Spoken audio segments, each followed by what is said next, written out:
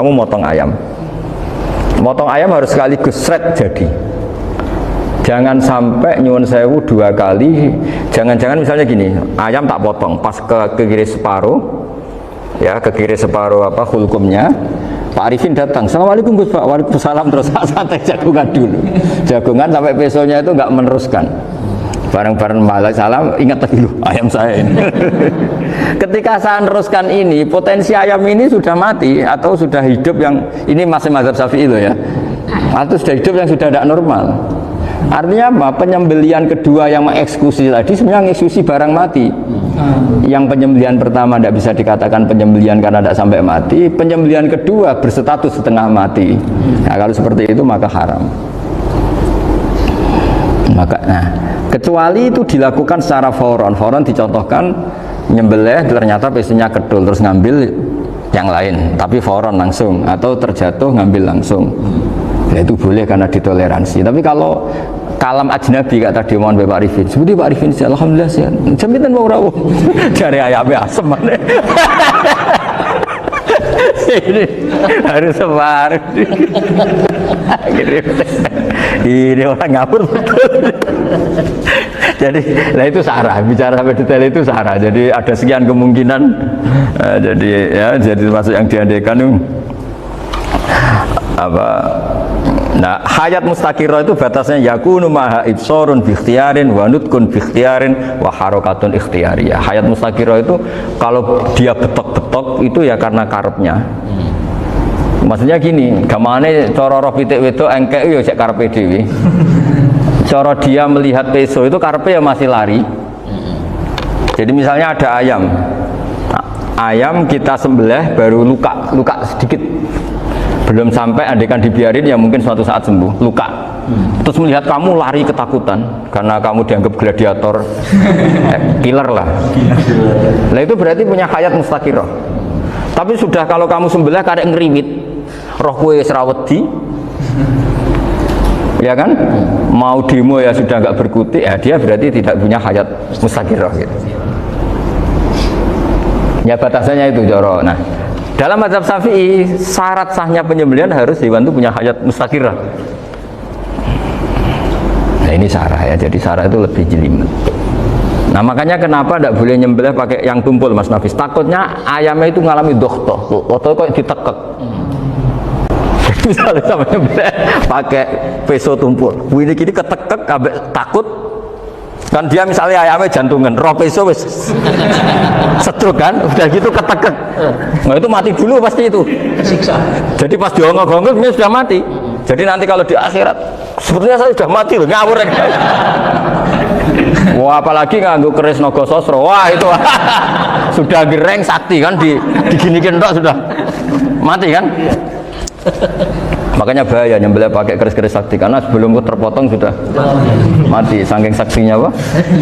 Keris itu misalnya gitu.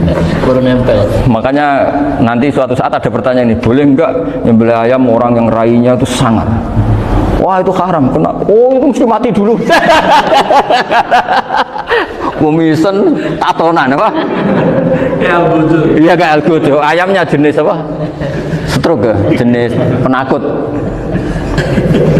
Pas mau disembelih gitu, udah mati. Jadi hati-hati ya nyembelih ayam. Jadi kalau orang kampung Pak Arifin ya, orang kampung mudin kampung. Mungkin kalau orang kota sudah nyuwun sewu gak peduli. Kalau orang kampung itu apa itu Pak Arifin? Kalau nyembelih jago itu sampai apa itu? Ilatnya dikeluarin dong. Oh iya. Apa ya? Iya karena takutnya katanya beberapa yang kaget itu kelek apa? Iya ketelan ya. Itu ya ada kearifan gitu, tapi ya terlalu ya menyiksa ayam. Tapi memang potensi katanya Pak Arif. Katanya yang ahli-ahli itu ya. Jadi kalau dia jago ya mau disembelih, saking takutnya itu. Kalau orang Jawa kalau takut kan yang ngelek idu ya. Orang Jawa loh ya, itu kalau orang takut kan kadang apa kayak. Nah ayam itu nak ketakut. Kadang ininya terus apa? Lidahnya masuk. Akhirnya pas disembelih ini nggak kena. Nah, makanya terus banyak mudin yang punya ikhtiar tadi. Pernah lihat Pak yang ayam jago itu ilatnya di ya itu ya tidak wajib, cuma tidak bisa kita salahkan. Tapi kata penyembelih-penyembelih yang lain tak tanya, eksekutor yang lain, pokoknya rodok dipenek Gus. Iku wis ra iso. Saya belum pernah nyembelih ayam karena ini kan selain nggak profesi saya juga nggak mentolonan saya. Tapi ini beberapa kefiah ya, yang penting kita tahu ilmunya. Yang paling pokok itu qatul khulqum wal mari. Ya kira-kira dalan sing digo nafas sama digo makanan tadi. Ya tapi itu tadi caranya semua itu harus mengalami atau masih punya hayatun mustaqirah. Nah, takutnya dalam konteks nyembelih yang apa tadi? Saya bilang separuh tadi. Separuh. Itu jamnya normal enggak? Itu sudah jam 11 ini. Jam 10. Oh, jam mati almarhum itu. Itu enggak halal disembelih itu sudah maitah ya. 13, 10, 14 kan. Iya ya. Ya makanya saya bingung lihat jam. Ya jadi itu Pak Wafa ya, pentingnya sarah itu seperti itu. Mantan itu kan asal nyembelih saja, tapi di sarah diterangkan jangan hanya nyembelih, yang disembelih harus ada hayatun mustaqirah, karena dikatakan penyembelihan adalah menghilangkan nyawa dengan cara yang syar'i. Nah, kalau nyawanya saja sudah hilang bukan nyembelih gitu. Nah, potensi itu ada ketika jago kamu sembelih pakai yang tumpul. Ini ada dokhtoh. Loh, hewan itu juga kayak manusia loh, karena punya hati. Ketika takut saja mati.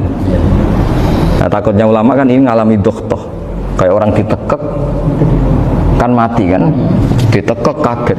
Contoh gampang gini, orang ditekek perempuan kemungkinan mati itu kecil, karena murni hanya ngalami pernafasan. Tapi nak ditekek wong gagah tatonan kan terus dua reaksi tubuh, takut sama gak bisa bernafas, itu kan lebih cepat apa? Mati. Kira-kira kan gitu. Lah ini sudah takut dongok-dongok itu kan nyiksa. Saya sering ketemu orang yang ahli nyari ular, nyari apa. Itu ya gitu. Filosofinya sama seperti orang perang. Harus bikin takut. Iku kewan Gus nak disewentak, iku telelekan, jadi telelekan iku apa Anda bicara bahasa Batawi ini itu. Orang kaget terus terpaku itu. Teorinya Khalid bin Walid kan gitu. Kalau perang supaya musuh takut, kamu tahu kami siapa? Penggertak gitu. Ayat ji'na biqaumin yuhibbunal mauta kama tuhibbunal hayat. Kita ini bawa pasukan yang mereka mencintai mati kayak kalian mencintai hidup. Pasukan kami ini wah darwis, berani modar ya wis gitu, kira-kira gitu kalau bahasa Jawa itu. Berani mati. Akhirnya musuhnya kan nah, di antara syaratnya perang kan gitu, harus bikin musuh itu takut, gemeter. Nah telelekan itu gampang gitu, telelekan itu pokoknya tadi loh Pak Arifin, kepaku tadi. Nah, agak berkutik. Paham ya?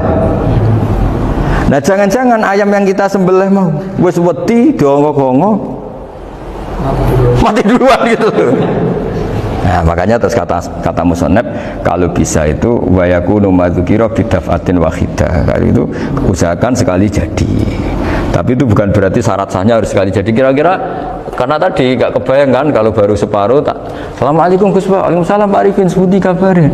Baru itu terus ingat diteruskan lagi. Kemungkinan ini sudah mati apa? Nah, makanya ya tapi lagi-lagi ini sarah ya, tak baca bismillahirrahmanirrahim wa yakunu qad umadzukirat daf'atan wahidatan la fi daf'ataini fa innahu yahrumul masbuh hina idin. Kalau dua kali, tapi dua kali maksudnya yang satu kali ini mengakibatkan kematian, dikatakan penyembelihan belum sempurna, dikatakan hidup toh nanti pasti mati, berarti tidak mengalami hayatun mustaqirah. Paham ya? Jadi ini semoga dapat barokah dari para ulama. Jadi saya mohon nanti Pak Wafa, Pak Muntaha, teman-teman jangan hanya baca matan ya, pada level alim itu harus baca syarah, karena matan itu nyun sewu tidak cukup untuk menjawab sekian kemungkinan. Nah, syarah itu sono fardul masalah ya Pak Arifin ya, mengandaikan masalah meskipun belum terjadi ya pengandaian, sehingga nanti kalau terjadi kalau militer itu apa? A, B ya? Alternatif gimana? Kalau strategi itu kan ada sekian A, B, C. Kalau A gagal B sudah siap. B sudah siap, oh militer. Jadi kalau masuk surga pintu satu gak bisa, itu kedua. Lewat teras Gus. Sembrono. Pergi Al-Fatihah.